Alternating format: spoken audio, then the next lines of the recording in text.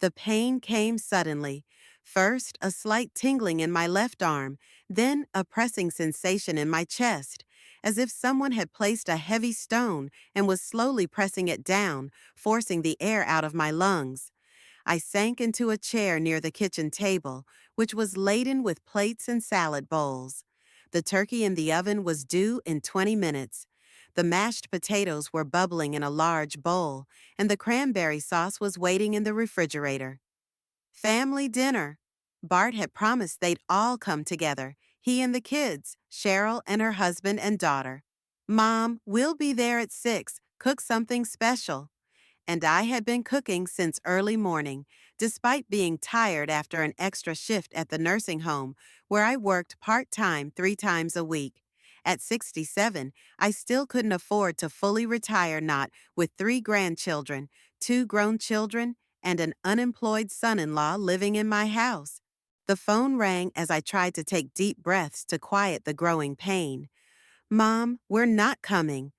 Cheryl's voice sounded carefree, with a touch of irritation, as if I'd forgotten to pick up her dry cleaning. Ashley had a sudden rehearsal, and Travis met some old friends. You know how it is. But the turkey. I couldn't finish the sentence. The pain got worse, and I had to grab the edge of the table. Oh, Mom, eat it yourself or save it for tomorrow. You know I try not to eat after 6, and you're still with your dinners. I gotta go. I'll call you later. She disconnected without waiting for an answer. 5 minutes later, Bart called. Mom, I'm sorry, I can't make it tonight. Kayla and her friends are going to the movies, and I promised to drop them off. And Dexter. Well, you know Dexter. He's got plans of his own. Bart. My voice sounded weird, like it was through absorbent cotton. I think I need help. Yeah. Mom, I'm sorry, I can't talk right now. I've got a client online too. I'll see you at home late tonight. When I tried to get up, the room spun. My eyes went black and the pain became unbearable. The last thing I remember before I collapsed was the thought that the turkey was going to burn, and the house hadn't had a fire alarm for 3 months. Bart had promised to fix it, but he'd never found the time. I awoke to the rhythmic beeping of medical equipment. The bright light of the hospital lamp stung my eyes, and I could still feel the dull ache in my chest, though not as sharp as before. A young nurse in a pale blue suit was checking the IV at my bedside. Welcome back, Mrs. Hovack. She smiled when she saw me open my eyes. How are you feeling? Where am I? What happened? You're in the intensive care unit at St. Mary's. You had a heart attack.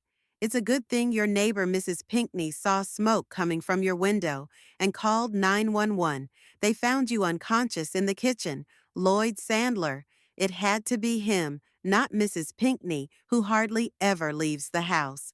Lloyd would often drop in on me, bringing fresh tomatoes from his vegetable garden and wondering if I needed help around the house. We were both widowed around the same time. Sometimes I felt like he paid more attention to me than a neighbor should. Does my family know? The nurse nodded.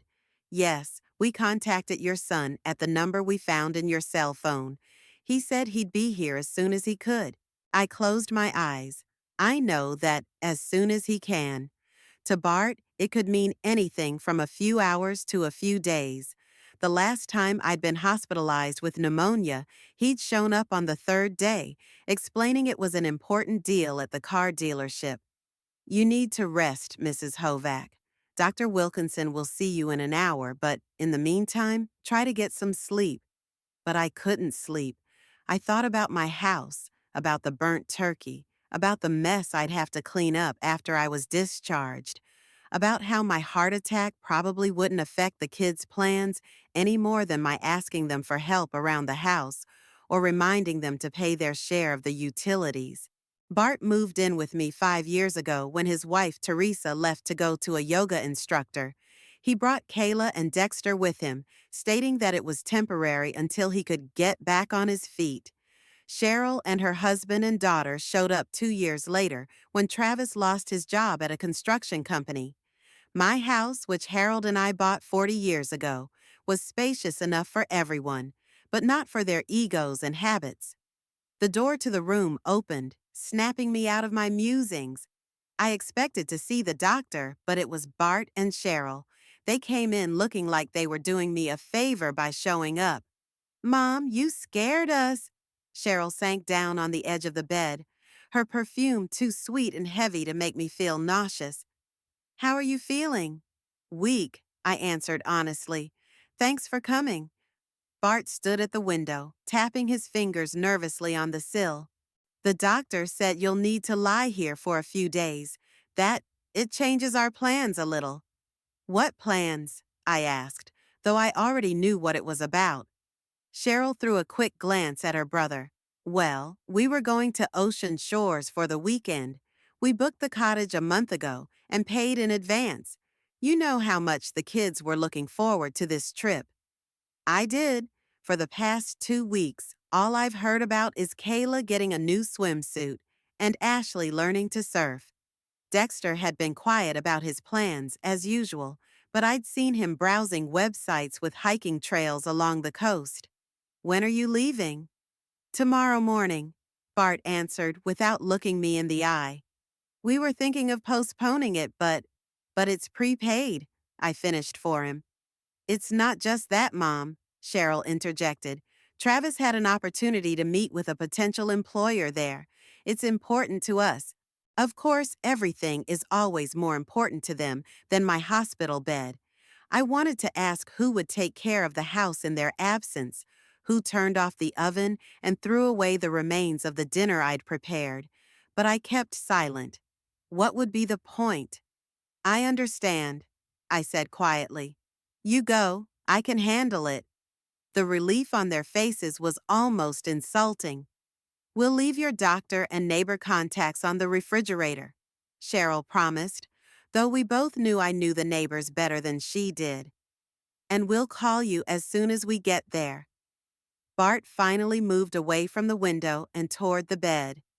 Are you sure you can handle this? Don't you want us to cancel the trip after all? It was an empty question. I could see in his eyes that he was asking it out of obligation, not because he was really considering it. It's okay, Bart. It's not like I'm dying. I tried to smile.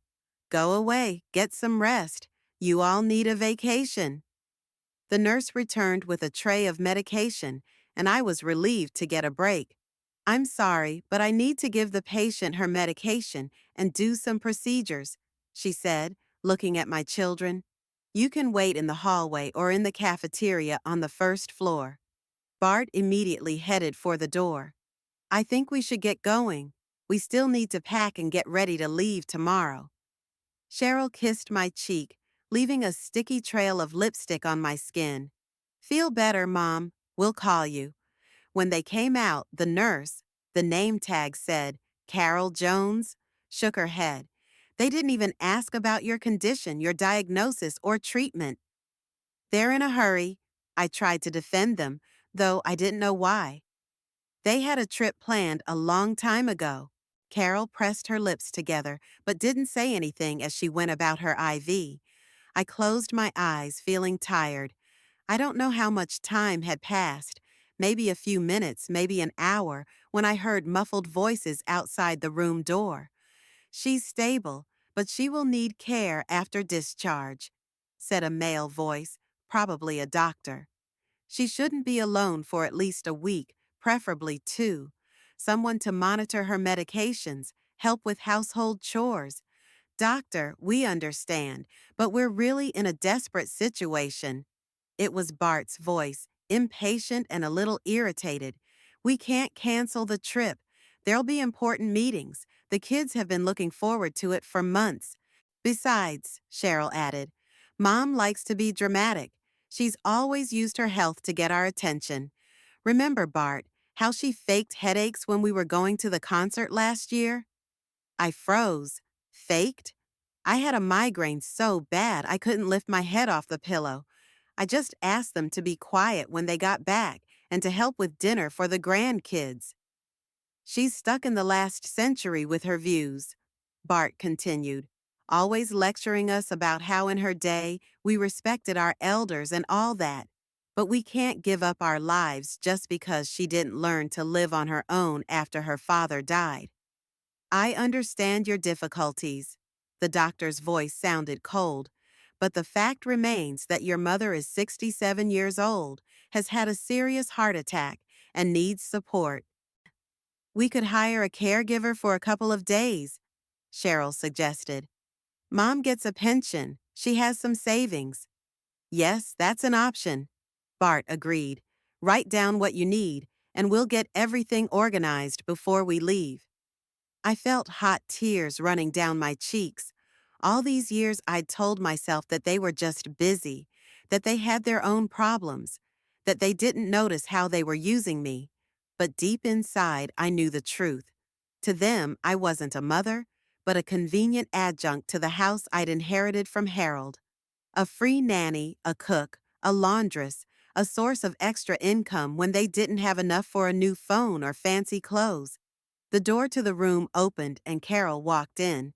She saw my tears and quietly walked over to the bed. You heard everything, didn't you? I nodded, unable to speak. You know, my mom was in the same situation, she said, handing me a napkin. She gave everything to the kids, and when she got sick, she was alone. She paused, checking the monitor. But she found the strength to change her life, and believe me, Mrs. Hovack, you'll find them too. She said it with a confidence I hadn't felt in years, not since Harold died of a stroke, leaving me alone with a house, memories, and children who quickly found a way to turn my loss to their advantage. They're leaving tomorrow, I whispered, all of them together, to the coast. And you'll get a break from them. Carol adjusted my pillow. Maybe it's for the best. Time to think. Time for yourself. She was right, though she didn't realize it. Time to think was exactly what I needed. Time to realize how I'd let my life become an endless series of concessions and sacrifices that no one appreciated. Thank you, I said, clutching the napkin tighter. You're welcome, Mrs. Hovack. Now try to get some sleep. When she left, I closed my eyes, but I couldn't sleep. My mind was reeling with bits and pieces of my children's conversation with the doctor, their plans to leave, their words about me. How could they say I was manipulating my health when I'd endured years of pain so I wouldn't bother them? How can they consider me a burden when they are the ones living in my house, eating the food I prepare, spending my money? The heart monitor beeped more frequently, reflecting my excitement. I took a deep breath, trying to calm myself. Something has to change. Something had to change very soon, or I just couldn't take it. The hospital morning began with the monotonous beeping of equipment and the rustle of nurses' footsteps outside the door. I was awake before Carol entered the room with a tray for my blood pressure and temperature. It was barely dawn outside the window, but the hospital was already in a rhythm of its own, clear, measured, ruthless to human weakness. I remembered yesterday. My children, their indifference, their plans to leave despite my condition. I wondered if they had always been like that, or had I just not noticed, too busy taking care of them. I was interrupted by the creak of the door opening. A breakfast table rolled into the room. Oatmeal, toast, applesauce, and tea, all tasteless, as hospital food should be.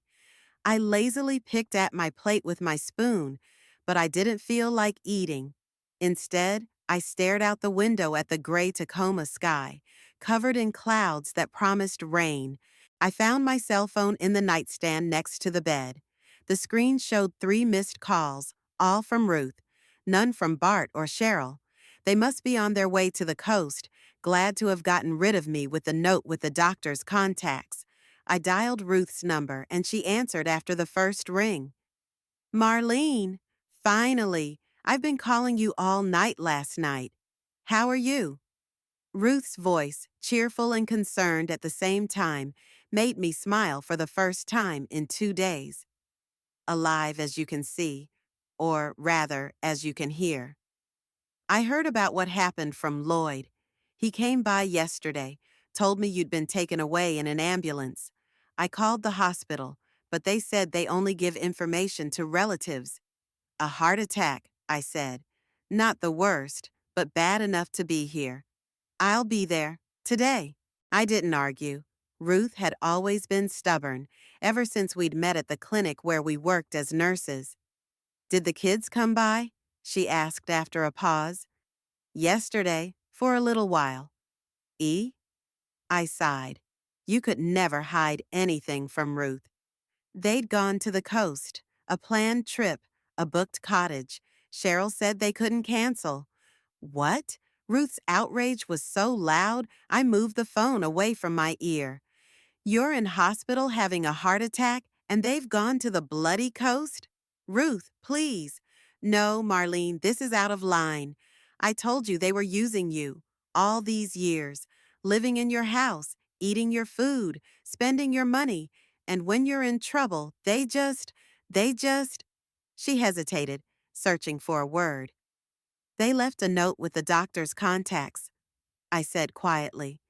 A note, Ruth snorted. How noble of them. Did you even call them? No. Why? To ruin their vacation? Marlene, you're impossible. I'll be there at 2 and we'll talk about it. In the meantime, rest up and don't think about them. It's easy to say don't think about them. But what else is there to think about in a hospital room but your life and the people who make up the bulk of it? After breakfast, a nurse came in to help me get to the bathroom. I felt feeble and old, clinging to her hand. Embarrassment and helplessness is what I felt, and anger, a quiet, smoldering anger at the children who should have been here, supporting me, but chose to leave. Back in the room, I found that my neighbor had been brought in. An older woman with short-cropped gray hair and a determined expression sat on the next bed, leafing through a magazine. Hi, she said, noticing me. I'm Vivian Brooks. We'll be roommates for the next few days. Marlene Hovack, I replied, carefully climbing onto the bed. Heart? Vivian asked, nodding at my chest. Yes, and you? Pneumonia, 3rd time in 2 years. The doctors say I need to move to a drier climate, but I'm stubborn. She smiled, and I could see that despite her age and illness, there was an inner strength in her eyes. Does your family visit? Vivian asked. No, I shook my head. They'd gone to the coast, on vacation. Vivian snorted, reminding me of Ruth. It was a familiar story. Mine don't get to visit much either. 2 daughters and a son, all living in Tacoma, but always busy. But when they need money or to watch the grandchildren, they're first in line. I looked at her in surprise. She seemed to read my mind. It's the same with me, I admitted. Bart and Cheryl and their families have been living in my house for years. They said it would be temporary, but temporary became permanent, Vivian finished for me. And you became a maid, a babysitter, and an ATM. Something like that. I smiled involuntarily. It was strange to hear my thoughts from someone else's mouth. I went through this, Vivian said, putting the magazine aside. 5 years ago. After my 3rd heart attack, I realized I couldn't live like that anymore. You know what I did? I shook my head, intrigued. I sold my house, the huge old Victorian mansion where my kids grew up, the house my husband and I bought 50 years ago. Sold it and bought a small studio apartment downtown. My life has changed completely since then. How did they react? I asked, already guessing the answer. Oh, it was epic, Vivian grinned. The tantrums, the accusations, the threats. Catherine, my eldest, even tried to sue me, claiming I was out of my mind. But I was firm. And you know what? 6 months later, things calmed down. Now they call me once a week, come over for lunch on Sundays. Respectful, not demanding. I don't know if I could do that, I admitted. I was always afraid of losing them. Are you sure you haven't lost them a long time ago? Vivian looked at me shrewdly. If they treat you like a servant and not a mother, What is it that you're afraid of losing? That question caught me off guard. I opened my mouth to object, but I couldn't find the words. She was right. Even the thought of selling the house felt like a betrayal, not to the children, but to Harold's memory. We had put so much love and labor into this house. But would Harold want me to live like this? To have our children treat me like servants? Ruth arrived at 2 sharp, as promised. She entered the room laden with bags of fruit, books, and homemade cookies. "You look better than I expected," she said, giving me a critical look. "But still awful. Those circles under my eyes. Have you slept at all?" "Ruth, meet Vivian." I introduced my roommate. "Vivian, this is Ruth, my friend I told you about." The women exchanged greetings, and I could see that they liked each other immediately. "I was at your house," Ruth said, sitting down on the edge of my bed. "I checked to see if everything was all right. And you know what? They're really gone. All of them." "I know," I nodded. "They talked yesterday." But they didn't even clean up after themselves. The kitchen's in a terrible state. Dishes unwashed, food on the table. The turkey burned to the ground. Nobody turned off the oven. If it hadn't been for the fire department. "Lloyd called them," I said, when he saw the smoke coming from the window. "God bless that man," Ruth sighed. Anyway, I cleaned up and ventilated the house. Threw out the burnt turkey. The smell was awful. "Thank you, Ruth. I don't know what I'd do without you." "You'd be fine," she said. "You're stronger than you think, Marlene." "Did they leave a note?" I asked, knowing the answer. Ruth snorted. "If you mean the sheet magnetized to the refrigerator, with the phone numbers and the words, 'Mom, get well. We'll be back on Sunday.' Then yes, they left a note. Not a word about how they were going to help you after the hospital." "The kids didn't call?" I asked without much hope. "No, I checked the answering machine. Not a single call from them." I nodded, feeling strangely numb. Why didn't I feel surprised or disappointed? Because somewhere deep inside, I'd always known they were like that. I just didn't want to admit it. "You don't have to put up with this," Ruth said quietly but firmly. "You deserve better than this, Marlene." "I'm their mother," I said quietly. "It's my job to take care of them." "It was your job to take care of them when they were children," Ruth countered. "Now they're adults. It's their job to take care of you, or at least not to use you." I didn't answer. What could I say? Ruth was right, and I knew it. But it was one thing to know something with your mind, and quite another to accept it with your heart. "I'll think about it," I promised at last. "When I get out of here." "Good," Ruth nodded. "In the meantime, let's talk about something more pleasant, like how I'm going to take care of you when you're discharged. I've already made arrangements with my bosses, taken a week's vacation." "Ruth, don't." I smiled weakly, tears of gratitude welling up in my eyes. What would I do without Ruth, without her directness, her loyalty, her willingness to help? "Thank you," I whispered, "for everything." "You're welcome, dear." She took my hand. "We'll get through this, together." Vivian watched us with a slight smile.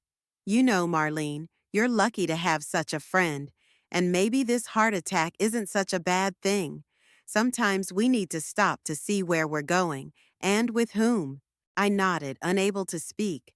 For the first time in a long time, I felt like I wasn't alone, that there were people who truly cared about me, even if they weren't people I expected to care about me. And maybe there was some truth to that. Maybe being alone in the white walls of a hospital was exactly what I needed to finally see my life for what it really was. No illusions, no self-deception. I was discharged from the hospital on Wednesday, my 4th day in the ICU. Dr. Wilkinson came in early in the morning, flipped through my medical records, and announced that I could go home. "But don't forget our recommendations, Mrs. Hovack," he added as he handed me my prescriptions. "Regular medication, A light diet, no exercise, and most importantly, minimal stress. I nodded, putting the prescriptions in my purse. Minimal stress. Easy to say when you're waiting for a house full of people who see you only as a servant and an ATM machine. Ruth came to pick me up at 11 sharp. She helped me pack my things and fill out the necessary paperwork for discharge. She had the confidence of a nurse from years of nursing. It took about half an hour to get from the hospital to my house. Ruth talked nonstop, telling me about the latest news, about her new hobby of crocheting, about how Lloyd asked about my health every day. I listened, half listening, looking out the window at the familiar streets of Tacoma. Here we are, Ruth announced as she stopped the car in front of my house, the two-story Victorian building that Harold and I had bought 40 years ago. It had seemed like a palace to us then. Now it was a prison, where every corner reminded me of the ingratitude of those I loved most in the world. Ruth helped me out of the car and led me to the porch. I took my keys out of my purse and opened the door, letting us into the quiet, musty-smelling house. Ugh, Ruth said, wincing. We should air it out. I'll open the windows. She tossed my bag on the living room couch and headed for the windows, and I walked slowly into the kitchen. What I saw there made me stop in the doorway. The sink was littered with unwashed dishes, plates with dried up food scraps, pots of something unidentifiable, glasses with traces of orange juice. Empty chip wrappers, pizza boxes, and candy bar wrappers littered the table. The remains of my ill-fated turkey had been tossed in the trash, but no one had bothered to take out the trash itself. Oh my God, I breathed, looking around at the mess. I told you, Ruth appeared behind me. They didn't even bother to clean up after themselves. I cleaned up when I came to see you the next day, but they must have had another feast before they left. I silently opened the refrigerator. It was empty. No milk, no eggs, no butter, just an empty bottle of ketchup and a few cans of beer, Travis's favorite beverage. They ate everything. I stated the obvious. All of it. Don't worry, Ruth patted my shoulder. I brought the groceries. They're in the trunk. I'll go and get them. While Ruth went to get the groceries, I went into the living room. The couch cushions were on the floor, the coffee table was littered with empty bottles, and there were crumbs from chips on the carpet. I sank tiredly into the chair, feeling my heart start to ache again. Not physical pain, but that dull, aching pain of frustration that was worse than a heart attack. There was a stack of envelopes on the table next to the chair, mail that no one had bothered to sort through. I picked up the top envelope and opened it. It was an electric bill marked Second Reminder. The next contained a water bill, also unpaid. The third contained a notice from the phone company about possible disconnection of service due to late payment. As I went through the envelopes one by one, the picture became clearer and clearer. None of the bills had been paid, even though I'd left money for Bart to do just that. Last in the pile was an envelope from the bank. I opened it and found my credit card statement. As I ran my eyes over the list of transactions, I felt the blood drain from my face. $500 at a fancy clothing store. Surely a Kayla purchase. $320 at the liquor store is Travis. $240 at the cosmetics boutique is Cheryl's handwriting, and dozens of other small purchases, none of which were made by me. Marlene? Ruth came back with bags of groceries. Are you okay? You look really pale. I silently handed her the statement. Ruth looked at it quickly, and her face darkened with anger. They used your credit card? Without authorization? I gave Bart the card to pay bills, I said quietly. Only for bills. But as you can see, he found another use for it. It's not just ingratitude anymore. Ruth shook her head. It's stealing, Marlene. I knew she was right, but I couldn't bring myself to say that word to my own children. Let's just clean up and make something to eat, I said. I'm tired. A phone call interrupted our conversation. I struggled to get up and walk to the receiver. Hello? Mom? Bart's voice sounded unusually cheerful. Are you home? Did you get discharged? Yes, this morning, I answered, surprised he'd called at all. That's great. How are you feeling? Fine. I didn't go into details. How was your vacation? It's great. The weather's great, the ocean's warm. Kayla even tried surfing. Can you believe it? Good for you, I said without much enthusiasm. There was a short pause, and then Bart got to the real reason for the call. Kayla's been offered a trip to Seattle with a dance studio, demonstrations, master classes, that sort of thing. It's a great opportunity for her, but she has to pay by Friday. Could you wire $3,000 to her account? I'd do it myself, but after my divorce from Teresa, I'm having credit problems. I felt something inside of me finally snap. Without even inquiring about my well-being or asking if I needed help, Bart had gone straight to asking for money. Bart, I said slowly, trying to control the tremor in my voice, I just got out of the hospital. I had a heart attack. I can't talk about money right now. But Mom, it's very important to Kayla.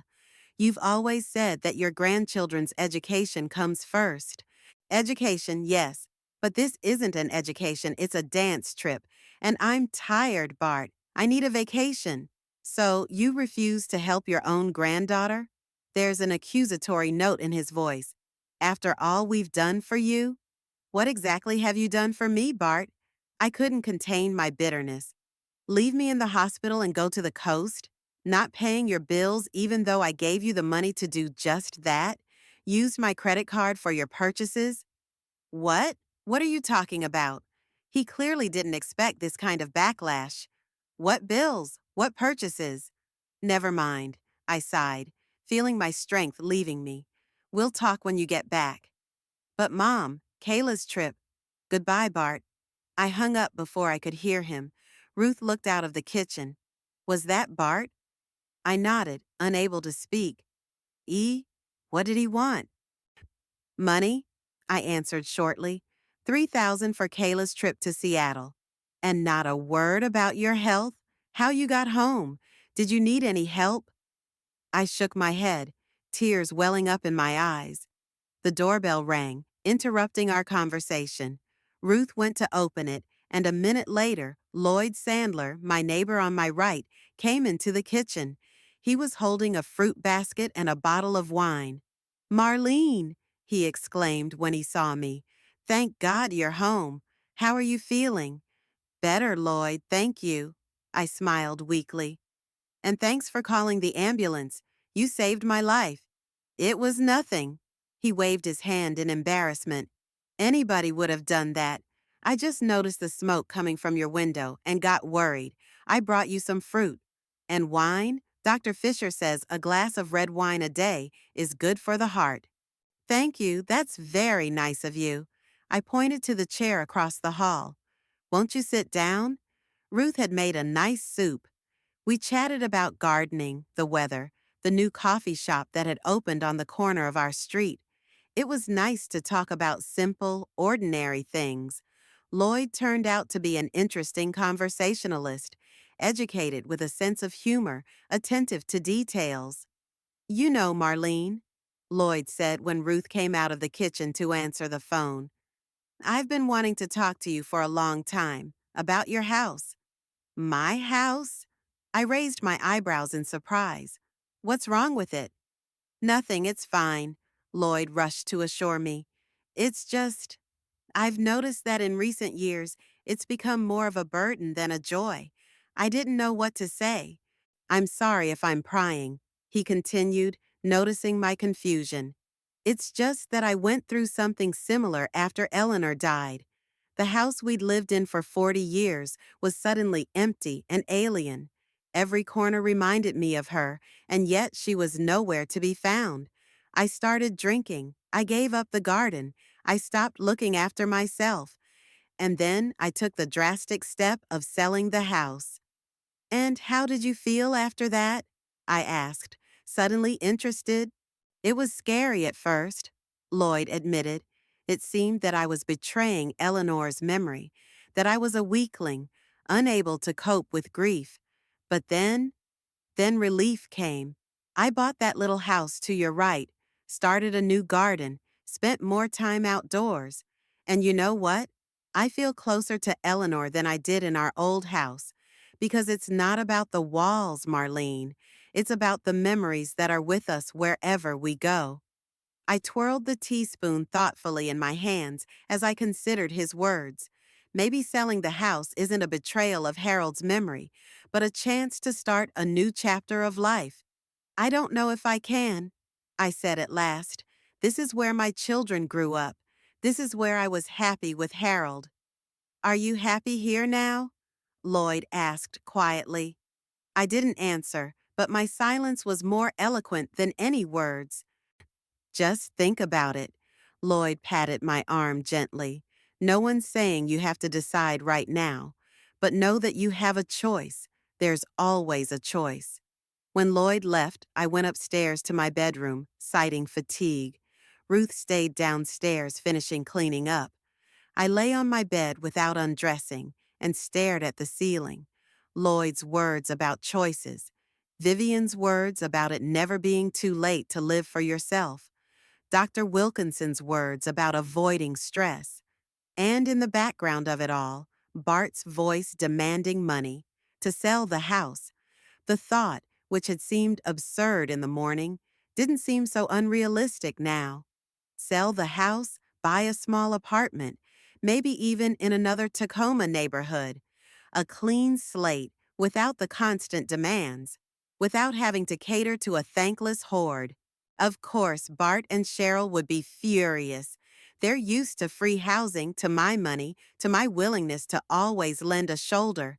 They'll yell, threaten, maybe even try to have me declared incompetent as Vivian's daughter. But don't I deserve a little peace in my old age?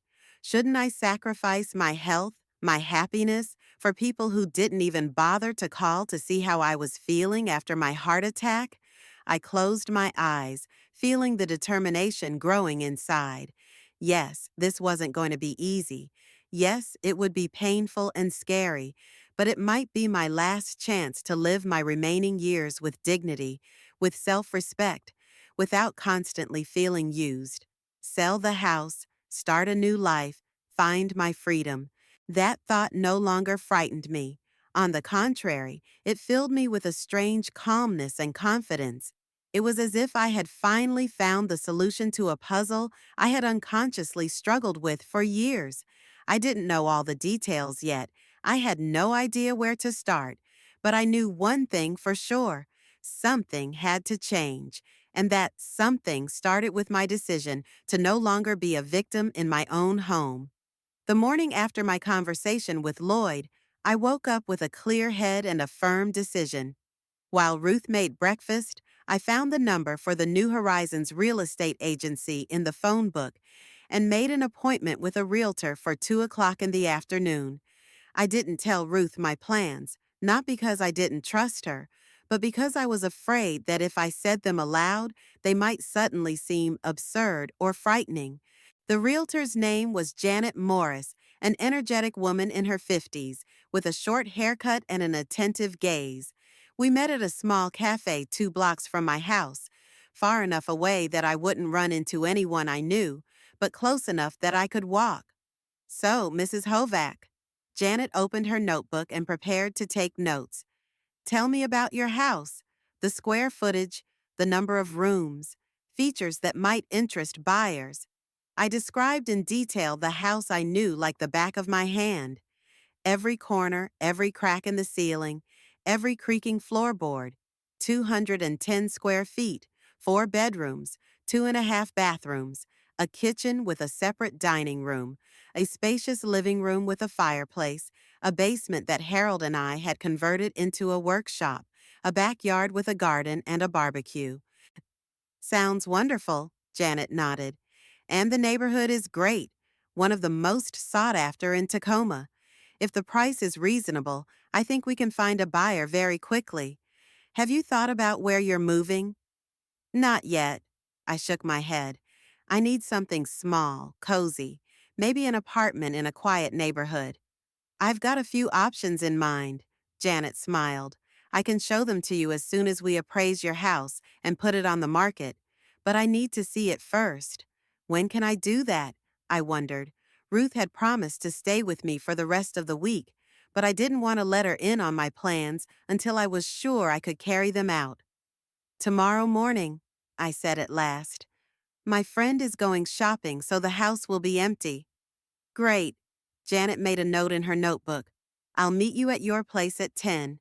As I drove home, I had a strange feeling, a mixture of fear and excitement, as if I were standing on the edge of a cliff, preparing to jump into the unknown. 40 years I had lived in the same house, 40 years of the same walls, the same floorboards, the same window frames that always blew through in the winter. Would I be able to start over in a new place? Would I regret my decision? Ruth met me in the kitchen where she was preparing lunch. Where have you been? I was worried. I just went for a walk, I lied, feeling a prick of conscience. The doctor said moderate walks are good for the heart. Ruth looked at me questioningly, but didn't ask me any further. The next day, as soon as Ruth had gone shopping, Janet arrived. She toured the house thoroughly, taking notes and pictures of every room. I followed her, answering questions and pointing out features that might interest potential buyers: the original stained glass windows in the living room, the carpeted oak floors, the new heating system installed 5 years ago. The house is in excellent condition, Janet concluded after the inspection. Given the location and size, I think we could put it on the market for $200,000 and find a buyer quickly. The amount made me wince. Harold and I had bought this house for $60,000 40 years ago, and it had seemed like a huge sum at the time. Now I could have gotten so much more. It would be enough money for a small apartment and a comfortable life for the rest of my life. Sounds reasonable, I said, trying to keep my voice from shaking. Great! Janet opened her briefcase and pulled out some documents. Here's a contract for exclusive representation of your interests. As soon as you sign it, I can start work. To place an ad, organize showings. At this price and the condition of the house, we'll probably get our first offers in a week. I took the pen, hesitated for a moment, and then signed the contract. There was no turning back. Janet was not deceived. The first offer came in 5 days. A young couple, he a computer programmer, she a doctor, offered $230,000. I agreed without bargaining, asking only one thing: to speed up the deal as much as possible. Usually these deals take 30 to 45 days, Janet explained. But if the buyers are ready to close quickly and have cash, we can do it in 2 weeks. Fortunately, the young couple had the cash and the desire to move in as soon as possible. We scheduled the closing for the following Thursday, the day before my kids were scheduled to return from the coast. In parallel with selling the house, I was looking for a new place to live. Janet showed me several options, but none of them seemed right, either too big, too noisy a neighborhood, or in need of renovation. But on the 5th day of the search, I found what I was looking for: a small one-bedroom apartment in an old brick building in the Proctors neighborhood. Quiet street, view of the park from the bedroom window, only 2 minutes to the bus stop and 5 to the grocery store. The house was built in the 50s, but the apartment was newly renovated, bright, with high ceilings and large windows. I spent the entire next week preparing for the move. It was harder than I expected. Not physically, but emotionally. Every single thing in the house held memories: photo albums of Bart and Cheryl's first steps, a box of their childhood drawings that I had cherished over the years, Harold's jewelry, his favorite chair, our wedding photos. I decided to take only the essentials and valuables with me: documents, photos, a few memorabilia, jewelry, clothes. Everything else, furniture, dishes, books, garden tools, was to be left to the new owners. In the contract, we specified that the house would be sold furnished, which raised the price by another 10,000. Ruth, who was to leave at the end of the week, volunteered to help me with the packing, but I refused, saying I wanted to do it myself, at my own pace.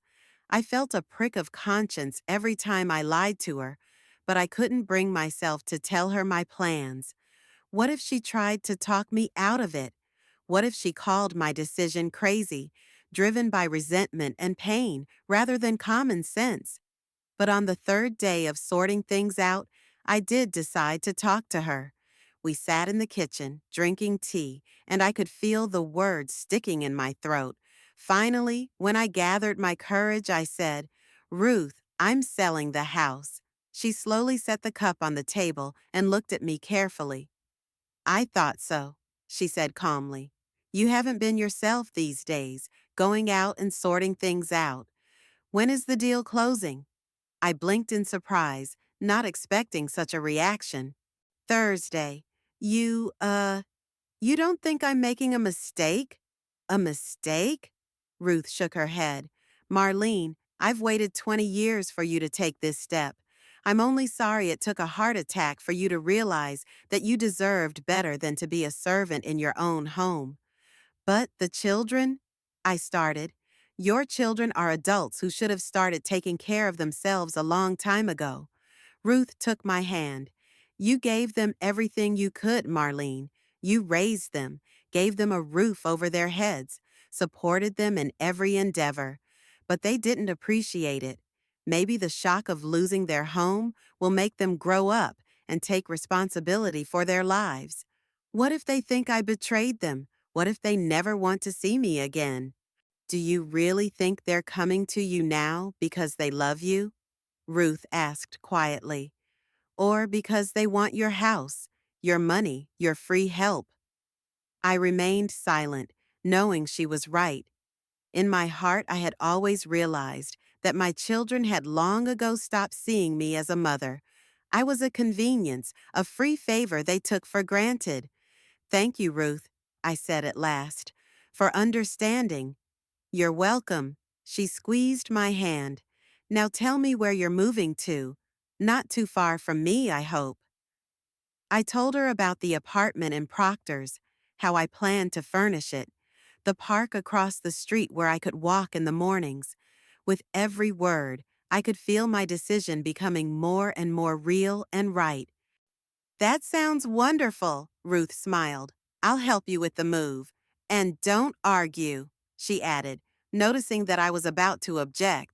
"You can't do it alone, and it's a waste of money to hire movers for that much stuff." I nodded gratefully, feeling the weight on my heart ease a little. At least I wasn't completely alone in this decision. The next few days passed in feverish packing. I selected the things I wanted to take with me, packed them into boxes that Ruth helped me carry to her car and take to my new apartment. We did it gradually, so as not to arouse the neighbors' suspicion a box or two a day, no more. My kids called every night, Bart still hoping to get money for Kayla's trip, Cheryl complaining about the expensive souvenirs at the coastal stores, Dexter flailing away when forced to pick up the phone. None of them asked how I was feeling after the hospital, if I needed help, if I had enough to eat. Each such call strengthened my resolve. Finally, Thursday came, the day the deal closed. Ruth, and I met at the notary's office at 10 in the morning. I signed the documents one by one, feeling strangely calm. It was the right decision, the only decision possible if I wanted to live my remaining years with dignity. "Congratulations, Mrs. Hovack," the notary said, handing me the check. The house was officially sold. After the closing, Ruth and I drove to my, now former, home to pick up the last of my belongings. I had one day to finally disappear from my children's lives before they came back and discovered the house no longer belonged to us. "Are you sure you want to leave them a note?" Ruth asked as I took out a piece of paper and a pen. "Wouldn't it be better to wait for them to contact you?" I shook my head. "No, I should at least explain why I did it, They have a right to know. I sat over the piece of paper for a long time, not knowing where to start. How to explain to my children that I could no longer be an ATM and a servant to them. How to say that their neglect and ingratitude had broken my heart, literally? In the end, I wrote simply, Bart, Cheryl, Dexter, Kayla, Ashley, the house is sold. I'm starting a new life. When you're ready to communicate with me as a mother and not as a source of free goodies, give me a call. I'll answer. Mom. I placed the note on the kitchen table where they would surely find it, took one last look around the house I'd lived in for 40 years, and walked out without looking back. My new apartment was almost completely furnished. Ruth and I had bought the necessary furniture within a week and arranged it so that it was comfortable and cozy. A bed with a new orthopedic mattress, a sofa in the living room, a small dining table by the window, and bookshelves for the few books I had decided to take with me. There, Ruth said as we set down the last of the boxes. This is your home now. I looked around, trying to get used to the idea. A small but bright apartment without creaking floorboards or a leaky roof. No memories, both good and painful. A blank slate. Thank you, Ruth. I hugged my friend. I couldn't have done it without you. You would have made it. She patted my back. You're stronger than you think, but I'm glad I could help. When Ruth left, promising to come back tomorrow, I was alone in my new apartment. A strange feeling of loneliness and freedom came over me. For the first time in years, I could do what I wanted without thinking about cooking dinner for a whole family, doing mountains of laundry, cleaning up after everyone. For the first time in years, I could just sit and stare out the window, watching the sun set behind the trees of the park. The phone rang around 6 in the evening. Bart's number. I didn't answer it. 5 minutes later, Cheryl called. I didn't pick up either. Then the calls came one after another. Bart again, Cheryl again, an unfamiliar number. Probably Travis. I turned off the sound on the phone and put the kettle on. Let them panic. Let them feel some of the fear and helplessness I'd felt when I was in the hospital and they were partying on the coast. Making tea, I walked to the window. The sunset colored the sky with pinks and golds. A new day, a new life. I didn't know what the future would bring, but for the first time in a long time, I felt like it belonged to me, not my demanding, ungrateful children. The phone on my desk flashed silently, with new notifications of missed calls and messages. I paid no attention to it, enjoying the silence and my tea. This was my disappearance, my liberation, my new life. Sunday morning in my new apartment began with sunlight streaming through unfamiliar curtains and an unfamiliar silence. No one was slamming doors, playing music at full volume, or arguing over the bathroom line. I lay in bed enjoying the peace and thought about what was going on in my former home. According to my calculations, Bart and Cheryl and their families should have returned from the coast last night, so they had already discovered the note and the new owners. The thought of their shock gave me a strange mixture of guilt and satisfaction. The phone on the bedside table started vibrating again. In the last 24 hours, I had received 73 missed calls and 28 messages, all from members of my family. I hadn't answered a single one, hadn't read a single message. I needed time to settle into my new life before facing their anger and accusations again. Around 10 in the morning, Ruth called. Marlene, how are you? I'm fine, I said, pouring myself a fresh cup of coffee. Slept like a baby. Well, your kids didn't seem to sleep at all, Ruth said, her voice a mixture of annoyance and amusement. Bart called me 5 times during the night. Cheryl even came to my house at midnight, knocking so hard she almost broke the door down. What did you say to them? I asked, feeling a pang of worry. That I had no idea where you were or what was going on. Technically, that wasn't exactly a lie. I really don't know what's going on in your head, and I didn't remember the exact address of your new apartment either. I smiled gratefully, even though Ruth couldn't see it. Thank you. I know I'm embarrassing you. Nonsense, she interrupted me. You have every right to your privacy, but you should know that they've been all over Tacoma, calling hospitals, going to the police, asking neighbors. Lloyd said Bart even threatened to sue the new owners, claiming the deal was invalid because you were out of your mind. I sighed. Of course they couldn't just accept my decision. They had to turn it into a drama where I was the villain and they were the innocent victims. They'll find me sooner or later, I said. Tacoma isn't such a big city. The question is whether you're ready, Ruth said. Was I ready? Partially. I knew I had to tell them, to vent years of pain and frustration, but another part of me was afraid of their reaction, their accusations, their attempts to make me feel guilty. I don't know, I admitted. But either way, it was inevitable. The meeting happened sooner than I expected.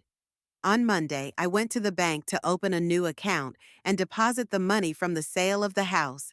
I was just filling out the paperwork at the counter when I heard a familiar voice. Mom!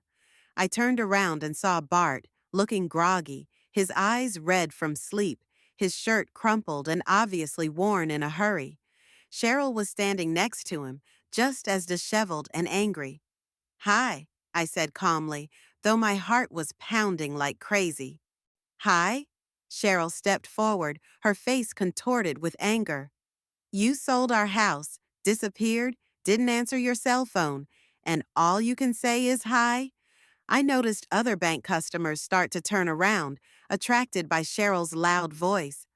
Let's not make a scene, I said quietly. I'll finish up here and we can talk somewhere more appropriate. Yes, let's talk, Bart hissed.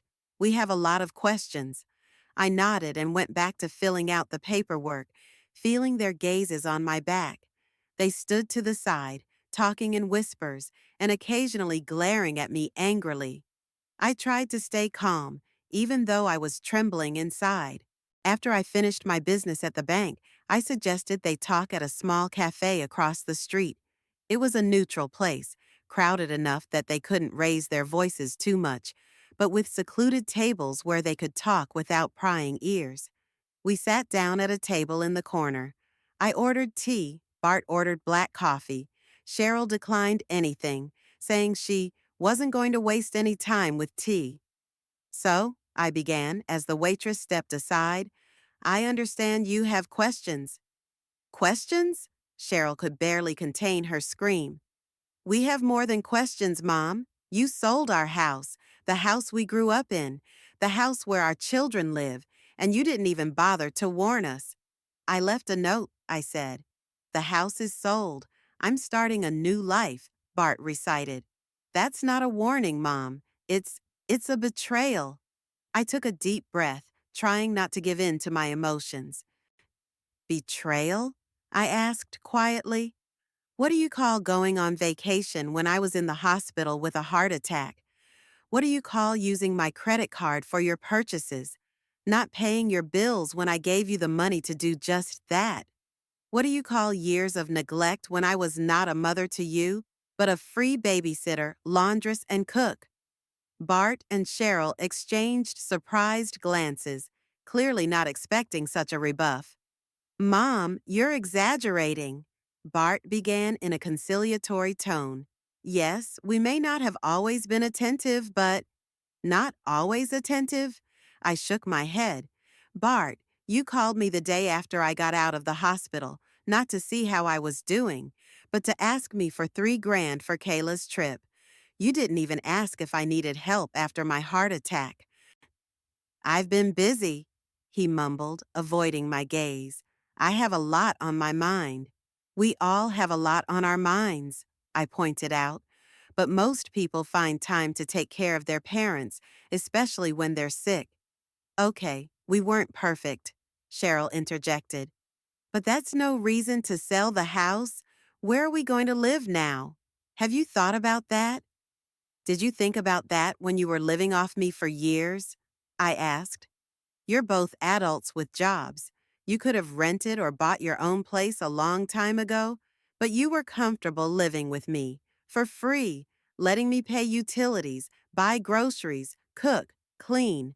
We were helping, Cheryl exclaimed. Travis fixed the sink last year. After it had been leaking for 3 months, I reminded her, and he'd only done it after I'd asked him to. And then he spent another week reminding me of that great feat as if he deserved a medal. Bart rubbed his face with his hands, clearly trying to collect his thoughts. Okay, let's say we weren't very grateful, he said finally. But you could have just talked to us instead of making a big deal out of this. This. This what? I asked. Escape? Liberation? Yes, I could have talked to you. And I tried, many times, but you never listened. To you, I was just an old woman who sometimes complains of fatigue, but generally gets by. You didn't see or didn't want to see that I was slowly dying from stress and overwork. Cheryl rolled her eyes. Mom, don't be dramatic. What stress? You were just living your normal life.